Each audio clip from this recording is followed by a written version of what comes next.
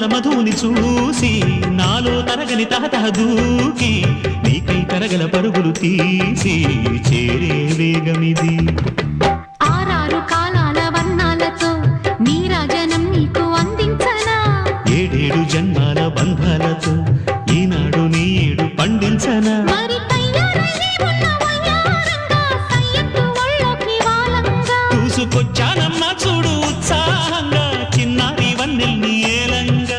ప్రతిక్షణం పరవశం కలగగా